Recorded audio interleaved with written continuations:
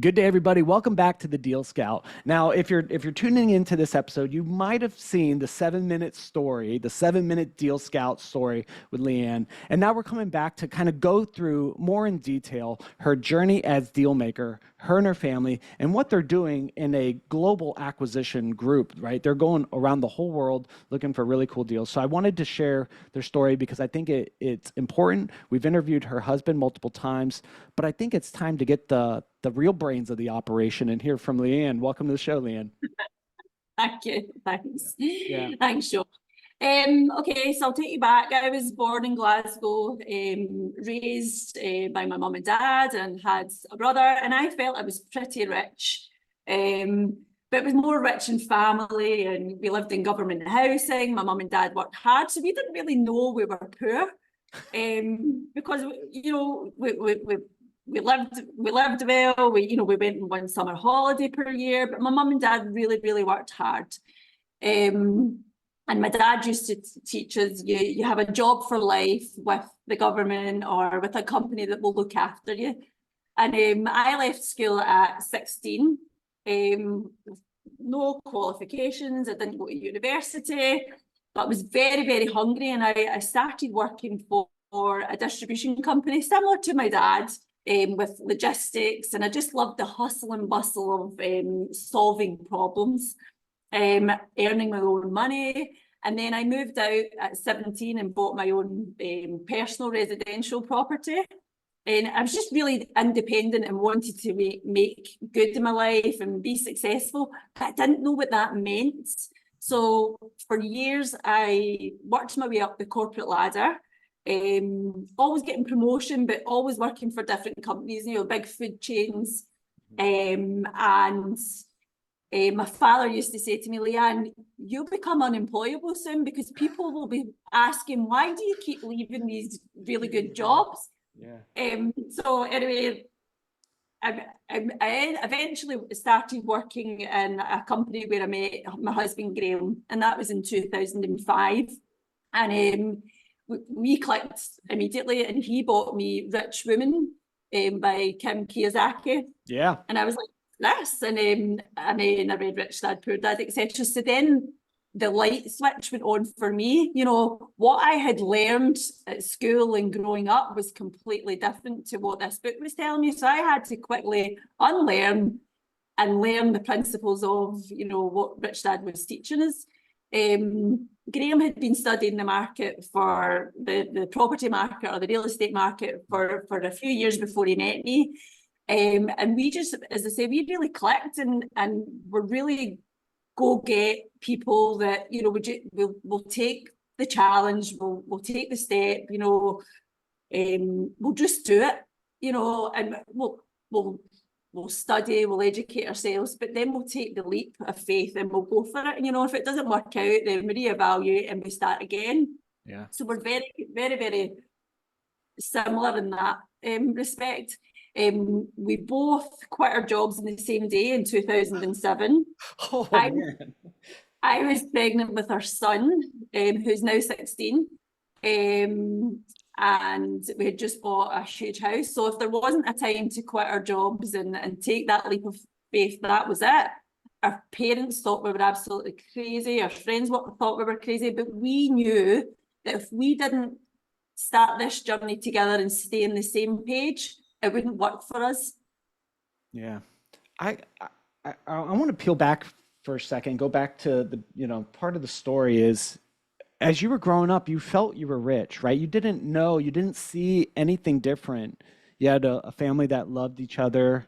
You had a house, a roof over your head, and you went on vacation once a year. Yeah. At some point, your eyes open, and you didn't even know you were poor, is what you said.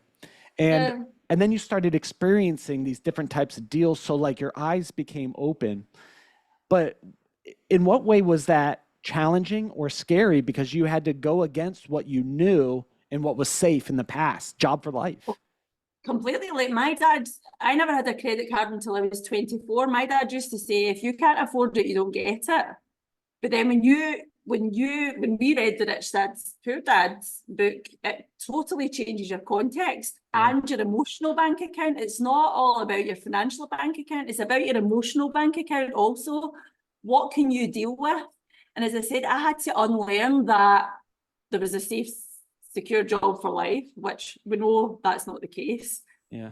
For everyone. And like my dad would say, never ever get into debt. And whereas you're getting taught to have good debt, and it was learning the principles of good debt and actually putting that into practice. Yeah.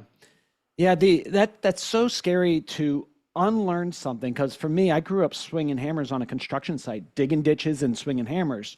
So if we wanted to have more money, we needed to work more hours, do more jobs. And then when I started learning the world of investing, it really freaked me out, because the idea that money could be made without me swinging a hammer, it took me a decade to unlearn some of these things, and I'm still struggling with it, right? So you're going through this process. Here you are, you're pregnant. You and your husband are doing well in your corporate careers, and you both go in and you quit on the same day. Big house, mortgage, baby on the way, and you quit. What was it? What was the thing that gave you enough courage to do that and to step into the world that you guys dreamed about? Right, okay. Our dream was to be financially free. And our plan was to be financially free within 3 years. And we knew what we required to do that. And we had educated ourselves on what we needed. So we were going out looking for cash flowing properties with some equity and enough capital that we could refinance. So we used creative finance on all our acquisitions. We had no money ourselves to start out with. We had enough money to live off for 6 months, but that was to live off, so pay our house, our car, our food, childcare, etc., electric, gas. So in 6 months' time, if we hadn't any cash flow from our properties or investments, we were having to go back to work for a mainstream employer. So we had this impending event, and I think Graeme and I work really well when we're under a bit of pressure and we've got these impending events or timelines that we need to work to. Just worked really well for us. We quit our jobs in September, October, it was the last day in September 2007, and we bought our first property in March 2008.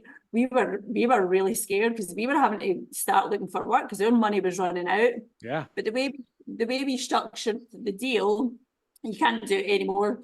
We only done 4 of them because it was available at the time. So we bought the property below market value in the morning with a bridging loan, and we refinanced it in the afternoon, giving us equity to put into another deal. Capital to put into another deal, a bit of equity for, should the market change. And day one, we were cash flowing because it was a rental property. Wow. So come March, you bought your first property, but it's getting close. The bank account is decreasing. And here's where a lot of deal makers, I think, get stage fright. You make the leap of faith, you got the savings account, or maybe you got a little bit of money put aside. And then when that money starts disappearing, your psychology changes. It goes into like, how do I preserve this? How do I protect it? And those are the things that keep me up at night when I see the bank account going low, if I'm chasing a big deal or something like that. And then it could distract me, where I start going, how do I make money? How do I make money? And then you start looking at smaller deals or deals that aren't as good. How did you guys keep true and keep going the direction? And we really always work on our emotional bank account, like the emotional part of our brain. And because it can be tough, but the minute you start doing that, then you're going up the wrong path. Because we always say the deals you don't do are some of your best deals. Because if you start scrambling and doing deals just for the sake of doing a deal, you're in trouble. And that's when you lose your time, your money. And that's where problems happen. So it's about staying focused and keeping your emotions in check. How do you do that? Husband and wife working together in the family business, babies coming soon, right? House payments coming soon, bank accounts going low. How do you maintain emotional stability and not freak out? I don't know if we're just that type of person, but we support each other and we really speak things through. So if there's something bothering, we always get a flip chart out Yeah. and we look at where we're at. What's the problem? Flip chart and a glass of wine. And then we sit and we get the big marker pens and we go through, right, where are we at? Where do we need to be? And we break it down into small chunks, like small exercises or small processes that we need to implement to get where we need to be. And it just lifts that weight off your shoulders. Yeah. That you can, manageable chunks that you can then do. So where are we at? Where do we need to be? And what does it look like breaking it down into manageable chunks? Yeah, I love that. Here's a chance to earn some brownie points with your husband. What is Right. he amazing at? So during this time, you guys are going through this process. Where did he show up in his strength during that time where you look back and you're just so thankful he was there? Graeme has a very, very creative mind, and he, the ways to finance things, the way to just pull deals together. Graeme's very, very good at that, and and it just says things, and then how would that work, or would that work? And then he finds good partners and people that can educate him, or people that are doing it already. Yeah. And then, so that's beautiful. And I could definitely see that from our time that we spent together. What is your superpower in business?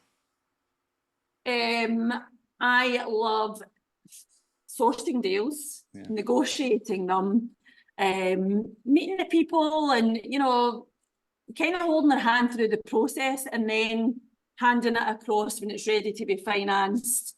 And then I tend to meet the sellers at the other end, whether it be, or the management side at the other end, just to make sure that it integrates well with what we currently have.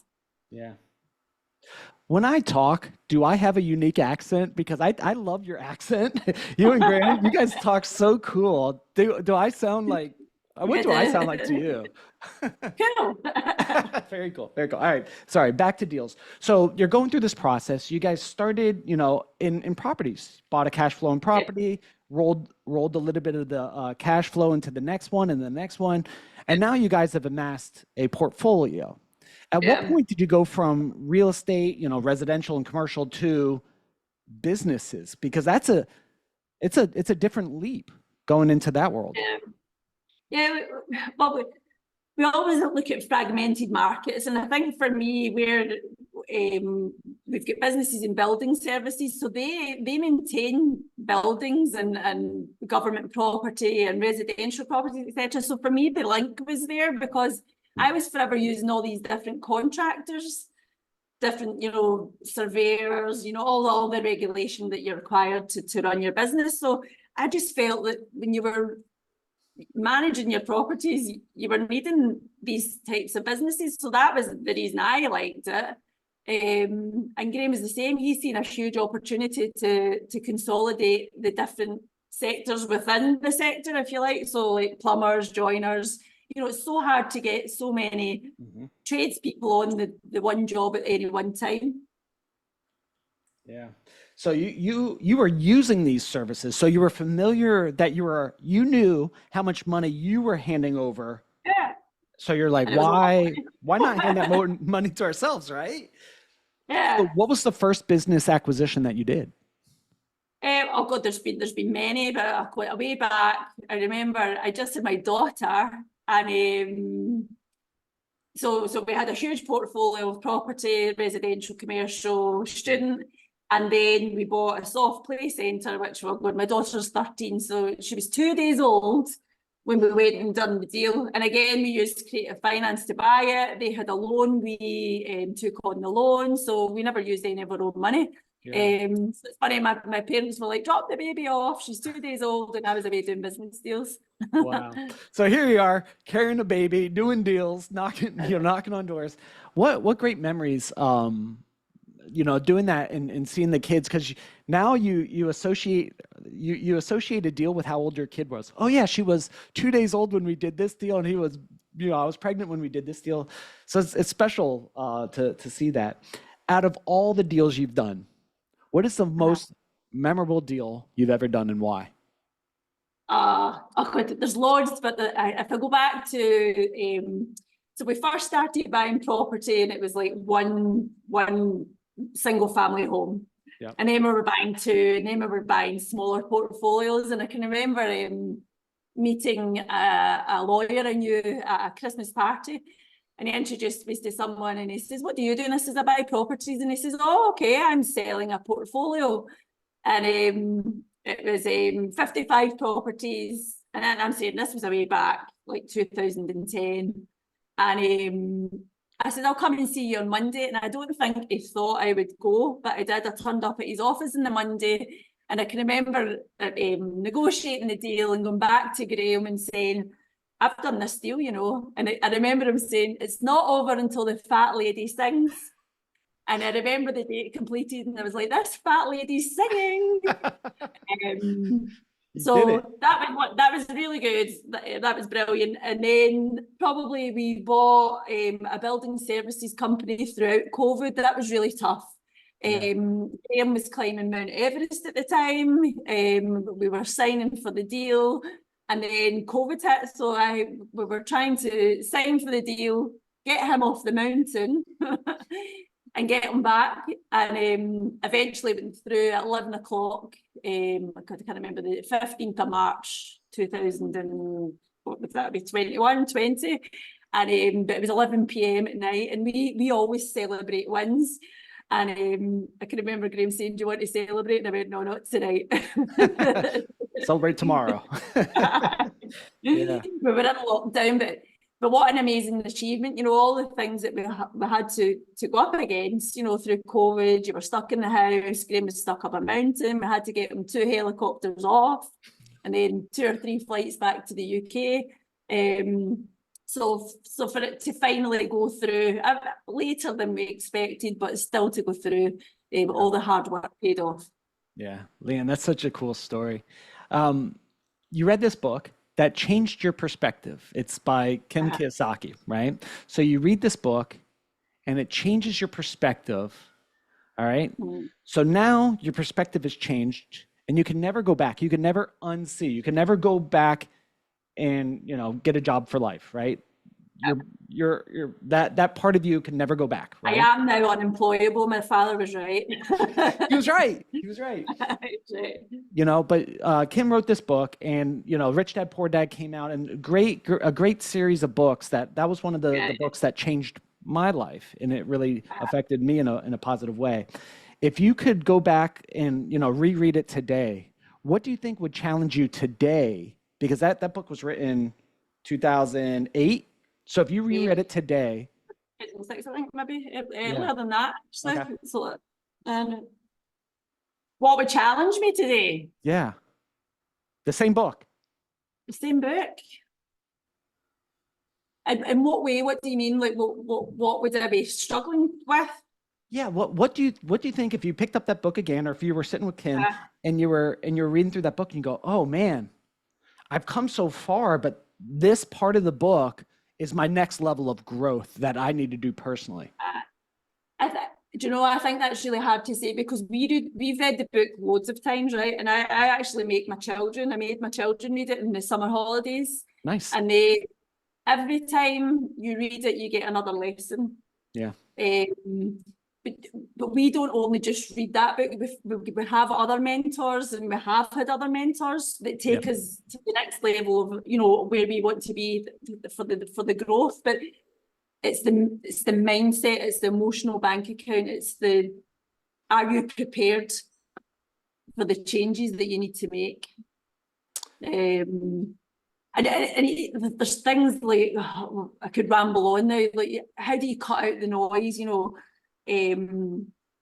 there's so much information and education out there. How do you know what's right for you? So is your mindset, is your context ready to take in what you need?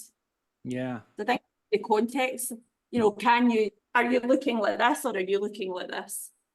Yeah, that's super interesting. So you're going through this process now, and you guys are now living in Dubai. You're bigger. So big fish, small pond. Now you're a big fish in a massive pond. What's Yeah. different when you're walking down the road or when you're showing up or taking the kids to school, or what's different from those? Give me some perspective there, because I don't know. Okay, so to start with, when you're living in an environment that you're in all the time, sometimes you can't see the wood for the trees. So you're walking past. So I'll tell you a story, a cool story. So we ended up friends with Robert and Kim Kiyosaki, and they came to Scotland for the That's Ryder cool. Cup. Right. So we Yeah. were showing Kim and Robert around our town and some of the opportunities or the developments that we were working on. And we were telling Robert about an investment that we'd bought. And when we took him down to see it, he couldn't believe it because it's in the middle of the main street. There's a huge for sale sign, and every day, it's been on the market for years. Every day, thousands of people are walking past that opportunity. How did we see that opportunity when someone else didn't? Wow. Because we were prepared. Yeah. That So because when we, on you go. no, please go. Go.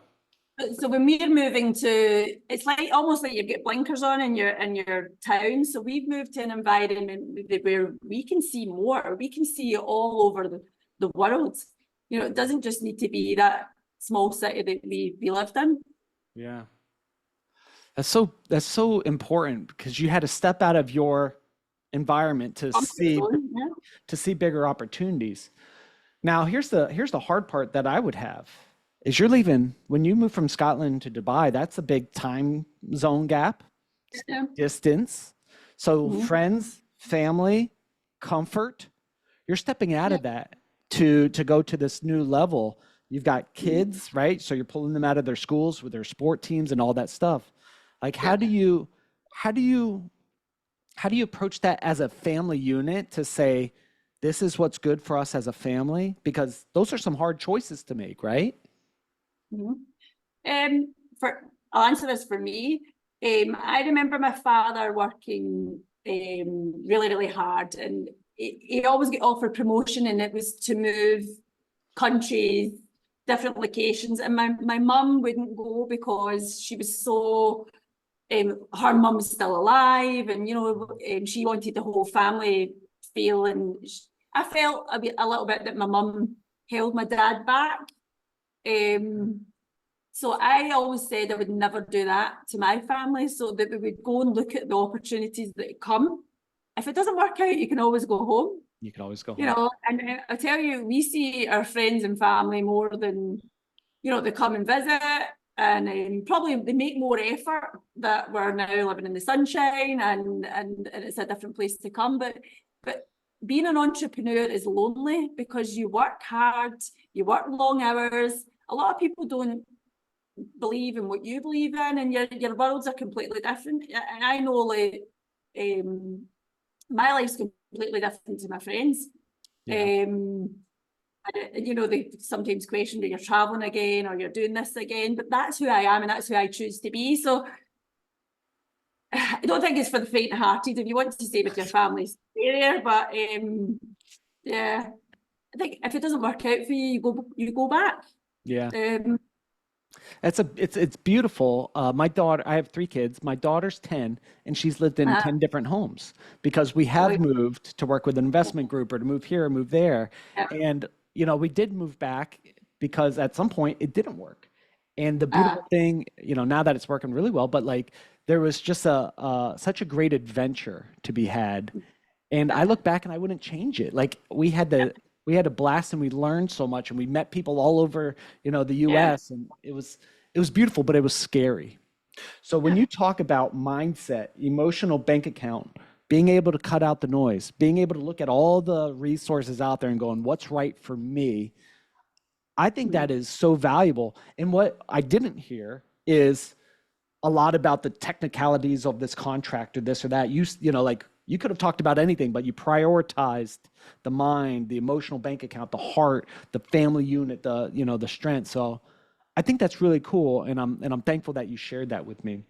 Kind of pivot in our conversation as you are now doing global deals. You guys are looking here in the U.S., in yeah. Dubai, just buying those deals. You've still got a portfolio and stuff in Scotland and in Spain and all over the world. Like, what is the What is the motivating driver for you to keep doing more, bigger? What keeps you going? We love growth and we love learning, and every acquisition, every deal we learn, we meet new people, we meet new partners. We're a partners based business, so we've got fantastic partners all over the world, and that is so valuable. And the lessons, as I said, there's some deals you won't do, but we've met some fantastic people and we've learned some fantastic lessons along the way. You know, I think I said it before, some of the best deals you do are the deals you don't do. And we've been working on a project in the States for over a year now. And the more we look at it, it's not going to work out, but we've met some fantastic people, some partners that we would do something else with. And we've learned a lot of lessons, and we've learned, as you said, culture, environment. You know, there's different terminology. So you learn all that. So we just love it. We love it. Yeah. So you guys are currently looking in the healthcare field, home healthcare. Mm-hmm. And if people want to know more about the specifics of the kind of deals you're looking for, they could go to your websites, and which will be in the show notes below. But when it comes to the perfect deal, doesn't matter where in the world it is, what would the absolute perfect deal come across your plate? What would it look like that you would say, absolutely, yeah, let's go take a look at it? Oh, well, in the sector that we're looking for, or any of the sectors that we're looking for, something that fits the criteria. The majority of the criteria says it won't always fit, but something that the seller's motivated, they're looking to work along with you, you know, maybe do a year's handover, or stay and be part of something bigger. We don't look for startup businesses. We're looking for, you know, well-established, well-run businesses, and with people that want to continue and grow, or if certain members of the team want to exit, they can exit.